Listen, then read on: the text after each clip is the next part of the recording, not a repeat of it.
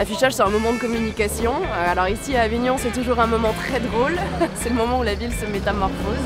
Mais c'est un jeu auquel on se prête volontiers, un peu comme le flyage.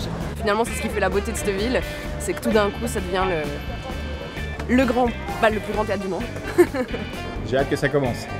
En plus, tous les indicateurs sont ouverts, les ventes sur Ticket Off fonctionnent très bien, les cartes d'abonnement fonctionnent très bien, les artistes arrivent les uns après les autres, ils ont l'air d'être tous d'excellente humeur et très disponibles à faire un beau festival, donc je pense que ça va être un magnifique festival.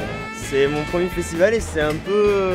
C'est un univers particulier, quoi. C'est un peu stressant, quoi. On est un peu surtout quand c'est la première, quoi. C'est pas trop comment faire, surtout pour afficher, trouve les meilleures façons pour que ça tienne.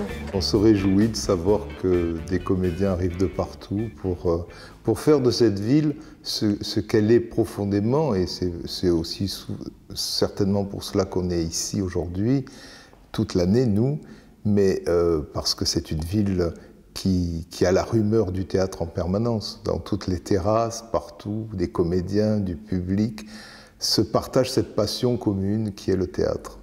À ce moment-là, ma ville ne ressemble à aucun autre moment de l'année. Et c'est une ville qui renvoie l'image d'une ville accueillante, d'une ville ouverte sur le monde, d'une ville qui est la plus grande scène de théâtre et de spectacle vivant au monde.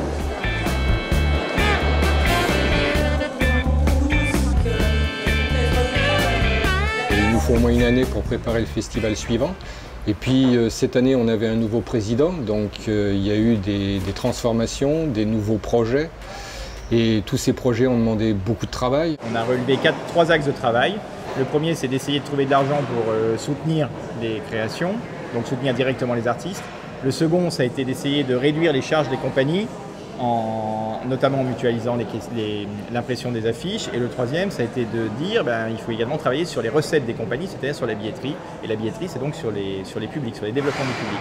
Nous avons décidé aussi de valoriser le village du Off, qu'on appelle la maison commune maintenant.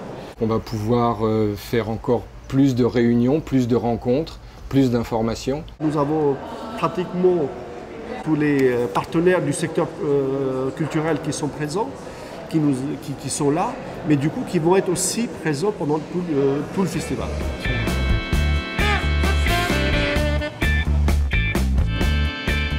Ce festival rayonne et arrive à montrer à tout le monde son immense diversité, son immense richesse culturelle, cette magnifique énergie qu'ont les artistes pour rendre le spectacle vivant. C'est époustouflant de voir ça. Voilà, que les choses se passent bien, que les artistes soient heureux et que le public soit heureux. Jouer 20 fois ou 25 fois, c'est quelque chose d'exceptionnel. Il y a peu d'endroits où on peut le faire. Et donc la vraie différence est là. L'offre, pour moi, il offre aussi une diversité justement de propositions culturelles et artistiques.